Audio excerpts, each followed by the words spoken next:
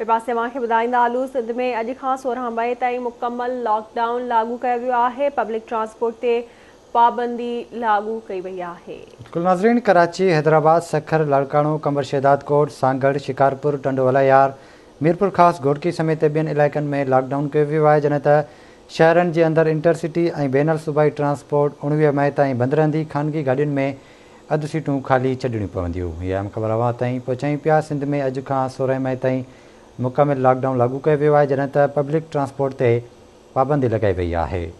Breaking news तव्हांखे ॿुधाईंदा हलूं सिंध में अॼु खां 16 मई ताईं मुकमल लॉकडाउन लॻायो वियो आहे। ट्रांसपोर्ट ते बि पाबंदी आहे। कराची, हैदराबाद, सखर, लाड़काणो, कंबर शहदाद कोट, सांगड़, शिकारपुर, टंडोलायर, मीरपुर ख़ास घोटकी समेत ॿियनि इलाइक़नि में लॉकडाउन लागू कयो वियो आहे। शहरनि जे अंदरि इंटरसिटी ऐं बैनुल सूबाई ट्रांसपोर्ट 19 मई ताईं बंदि रहंदी। ख़ानगी गाॾियुनि में अधु सीटूं ख़ाली छॾणियूं पवंदियूं। बिल्कुलु नाज़रीन, समूरो कारोबार, मार्केटूं ऐं शॉपिंग सेंटर्स बंदि रहंदा, जॾहिं त सियाहती ऐं तफ़रीकी मार्ग बि बंदि रहंदा। अहम ख़बर अवां ताईं पहुचायूं पिया त ईद जूं मोकलूं 10 खां 15 मई ताईं हूंदियूं। रेस्टोरेंट सुबुह 5 वॻे खां शाम 7 वॻे ताईं खुलियल रहंदा, जॾहिं त होटलुनि खे रुॻो होम डिलीवरी जी इजाज़त हूंदी। अव्हांखे अपडेट कंदा हलूं त सिंध में अॼु खां 16 मई ताईं मुकमिल लॉकडाउन लागू कयो वियो आहे, जॾहिं त पब्लिक ट्रांसपोर्ट ते पिणु पाबंदी लागू कई वई आहे। कराची, हैदराबाद, सखर, लाड़काणो, कंबर शहदाद कोट, सांगड़, शिकारपुर, टंडोवालायार, मीरपुर ख़ास घोटकी समेत ॿियनि इलाइक़नि में लॉकडाउन कयो वियो आहे।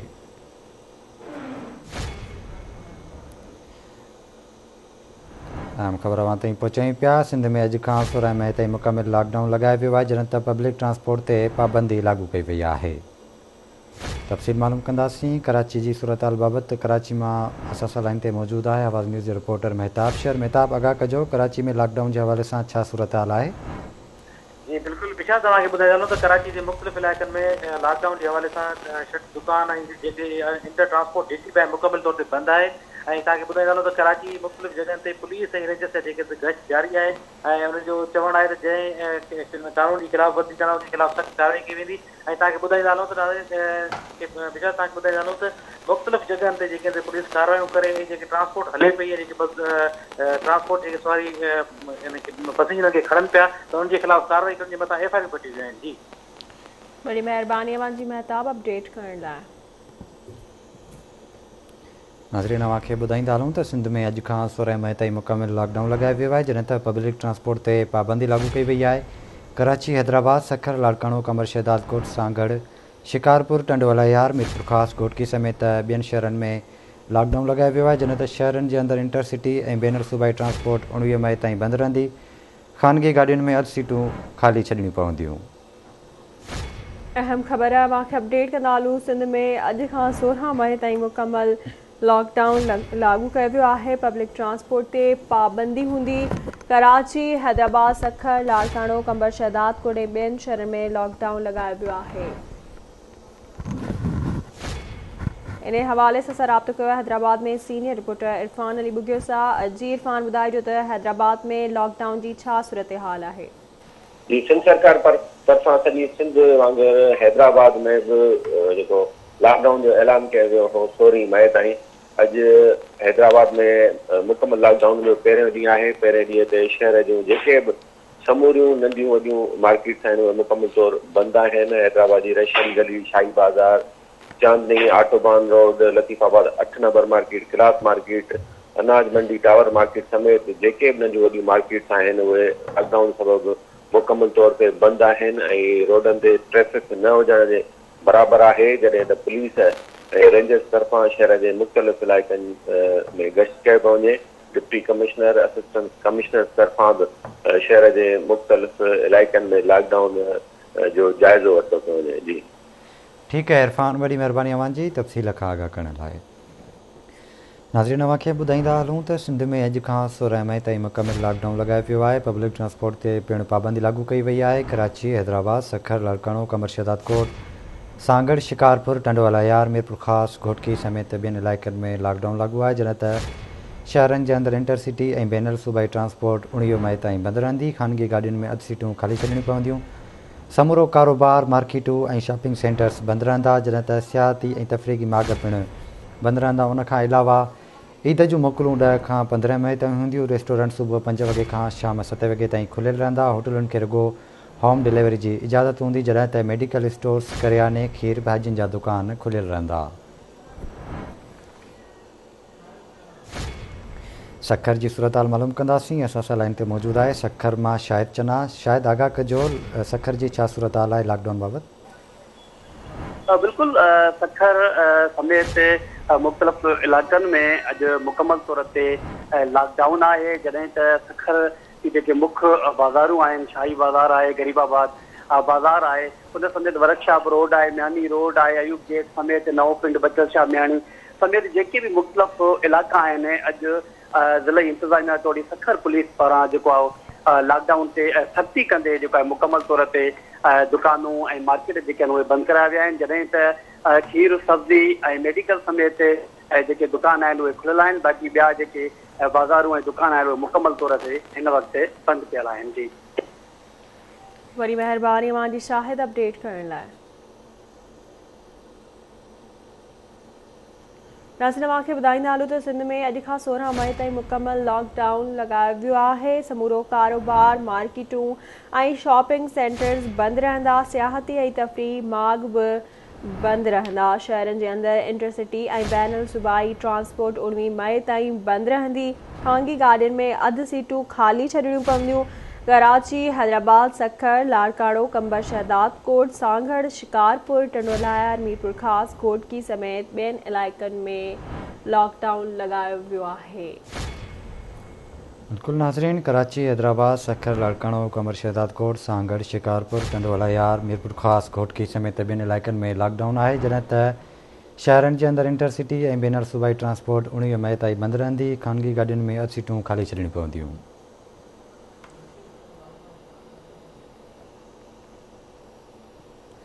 इन हवाले सां लाड़काणे जी सूरत हाल मालूम कंदासीं। असां सां लाइन ते मौजूदु आहे रशीद समूह। जी रशीद, आगाह कजो, लाड़काणे में छा सूरत हाल आहे लॉकडाउन बाबति? जी बिल्कुलु, सिंध हुकूमत जे ऐलान खां पोइ जीअं सिंध जा ॿिया इलाइक़ा बंदि आहिनि उते लॉकडाउन कयो वियो आहे, तीअं लाड़काणे में बि मुकमल तौर ते लॉकडाउन कयो वियो आहे। लाड़काणे जी शाही बाज़ार, रेशम गली, पाकिस्तान चौक, जनाबाग चौक ऐं इन समेत लाड़काणे जा जेके ॿिया इलाइक़ा आहिनि उहे मुकमल तौर ते उते कारोबार जेके आहे उहो बंदि आहे ऐं सब्ज़ी, फ्रूट, खीर ऐं मेडिकल स्टोर जेके आहिनि उहे रुॻो दुकान खुलियल आहिनि ऐं जेके मुख्य जेके लाड़काणे जी जेके बाज़ारूं आहिनि उहे मुकमल तौर ते बंदि आहिनि। ऐं लाड़काणे जो असिस्टेंट कमिश्नर अहमद अली सूमरो ऐं डिप्टी कमिश्नर पारां जेको आहे पुलिस पारां जेको आहे मुख़्तलिफ़ इलाइक़नि जो गश्त पिणु कयो पियो वञे ऐं जेको आहे लॉकडाउन ते अमल दरामद कराए पियो वञे। ऐं मां तव्हांखे ॿुधायां त लाड़काणे जा जेके ॿिया इलाइक़ा आहिनि, लाड़काणे जा जेके ॿिया इलाइक़ा आहिनि उन्हनि में जेके घिटियुनि में जेके दुकान आहिनि उहे जेको आहे पुलिस हिन वक़्त ताईं बंदि न कराया आहिनि ऐं उहे दुकान जेके आहिनि उहे खुलियल आहिनि। ऐं लाड़काणे में जेकी कोरोना जी जेकी सूरत हाल आहे उहा तेज़ीअ सां कोरोना फैलंदो पियो वञे ऐं लाड़काणे में अप्रैल खां वठी ऐं हिन वक़्त ताईं 13 माण्हू कोरोना में मुब्तला। वरी महिरबानी मुंहिंजी रशीद अपडेट करण लाइ।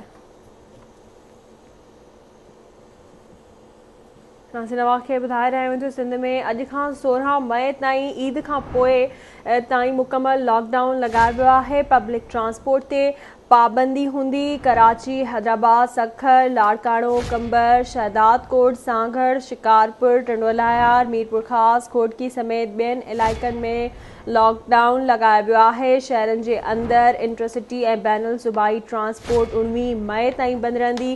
ख़ानगी गाॾियुनि में अधु सीटूं छॾणियूं पवंदियूं, गैप सां वेहणो पवंदो। बिल्कुलु नाज़रीन, रेस्टोरेंट सुबुह 5 वॻे खां शाम 7 वॻे ताईं खुलियल रहंदा, जॾहिं त होटलुनि खे रुॻो होम डिलीवरी जी इजाज़त हूंदी। उनखां अलावा मेडिकल स्टोर्स, करियाने, खीर भाॼियुनि जा दुकान खुलियल रहंदा। तव्हांखे अपडेट कंदा हलूं त सिंध में अॼु खां 16 मई ताईं मुकमल लॉकडाउन लॻायो वियो आहे। पब्लिक ट्रांसपोर्ट ते पाबंदी लागू कई वई आहे। कराची, हैदराबाद, सखर, लाड़काणो, कंबर शहदाद कोट, सांगड़, शिकारपुर, टंडोलाया, मीरपुर ख़ास, घोटकी समेत ॿियनि इलाइक़नि में लॉकडाउन लॻायो वियो आहे। समूरो कारोबार, मार्केटूं ऐं शॉपिंग सेंटर्स बंदि रहंदा, जॾहिं त सियाहती ऐं तफ़रीही मार्ग पिणु बंदि रहंदा। इन हवाले सां राब्तो कयो आहे टंडोलायर में गुलाम रसूल नोड़ियो सां। जी गुलाम रसूल, कहिड़ा अपडेट्स आहिनि? जी बिल्कुल टंडोलायर में कोरोना वायरस सबब मुकम्मल तौर ते दुकानूं बंद आहिनि, रोडुनि तां जेको आहे ट्रैफिक गाइब आहे। हुकूमत जे ऐलान बैदि शहर में सख़्तु लॉकडाउन कयो वियो आहे। लॉकडाउन सबब चंबल रोड, बुकेरा रोड, शाही बाज़ार, स्टेशन इलाइक़ो मुकम्मल तौर ते बंदि आहे। त ॿुधाईंदो आहियां जॾहिं त किराना, मेडिकल स्टोर, भाॼी जी दुकान जेकी आहे खुलियल आहिनि। लॉकडाउन सबब रोडुनि तां नंढियूं वॾियूं गाॾियूं जेको आहे गाइब आहिनि, जॾहिं त पुलिस पारां दाख़िली ऐं ख़ारजी रस्तनि खे मुकम्मल तौर ते बंदि कयो वियो आहे। जी वरी महिरबानी अवां जी अपडेट करण लाइ। नाज़रीन अव्हांखे अपडेट कंदा हलूं त सिंध में अॼु खां 16 मई ताईं मुकमिल लॉकडाउन लॻायो वियो आहे। पब्लिक ट्रांसपोर्ट ते पिणु पाबंदी लागू कई वई आहे। कराची, हैदराबाद, सखर, लड़काणो, कमर शहदाद कोट, सांगड़, शिकारपुर, टंडोला यार, मीरपुर ख़ास, कोटकी समेत ॿिनि इलाइक़नि में लॉकडाउन आहे, जॾहिं त शहरनि जे अंदरि इंटरसिटी ऐं बैनर सूबाई ट्रांसपोर्ट 19 मई ताईं बंदि रहंदी। ख़ानगी गाॾियुनि में अधु सीटूं ख़ाली छॾणियूं पवंदियूं, जॾहिं त समूरो कारोबार, मार्केटूं ऐं शॉपिंग सेंटर्स बंदि रहंदा। सियाहती ऐं तफ़रीह माॻ पिणु बंदि रहंदा।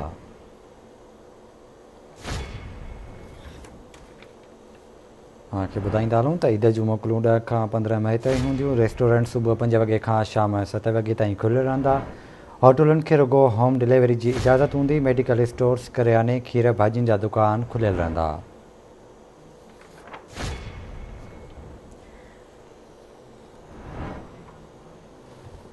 जी नाज़रीन, अव्हांखे सिंध में कोरोना जी सूरत हाल बाद लॉकडाउन जे हवाले सां अपडेट कंदा हलूं त कराची, हैदराबाद, सखर, लाड़काणो, कंबर, शहदाद कोट, सांगड़ ऐं ॿियनि इलाइक़नि में लॉकडाउन लॻायो वियो आहे।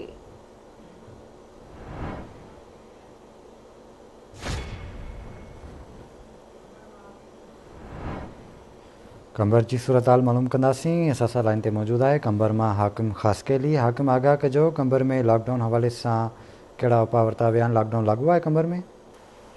हाँ जी, कोरोना जी पखेड़ खे रोकण जे लाइ सिंध गवर्नमेंट ऐं पूरे मुल्क जीअं लॉकडाउन जो जेको सिलसिलो आहे उहो कंबर में बि लॉकडाउन जो सिलसिलो जारी आहे। ऐं कंबर शहर में बि मुकमल तौर ते जेके दुकान आहिनि उहे बंदि आहिनि ऐं लॉकडाउन आहे। ऐं कुझु दुकान जेके आहिनि को खुलियल आहिनि, कुझु हेठि मथे करे जेके आहिनि त वापारी ईद जे मौक़े जे करे तमामु परेशान आहिनि। उहे पुलिस जेके आहे उहा निकिरी थी वञे त दुकान जे ॿाहिरां वेठा आहिनि, जेके दुकान मथे करे वरी कंहिं खे ॾियनि था। पर SOPs ते ऐं जेको मार्च जेको आहे उन ते को बि अमल ऐं समाजी विधी ते को बि अमल कान्हे को। एतिरी त शहर में रश आहे जो हिक ॿिए जे माण्हू मथां नज़र अची रहिया आहिनि ऐं कंहिं बि माण्हुनि खे जेको आहे त उहो मास्क पातल न आहे।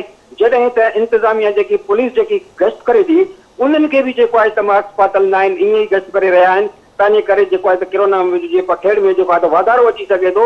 एतिरी त रश शहर में नज़र थी अचे जेको हाणे जीअं ॿाहिरियां काफ़ी जेके आहिनि कुझु 2-3 होटल खुलियल आहिनि। वरी महिरबानी अवां जी आगाह करण लाइ।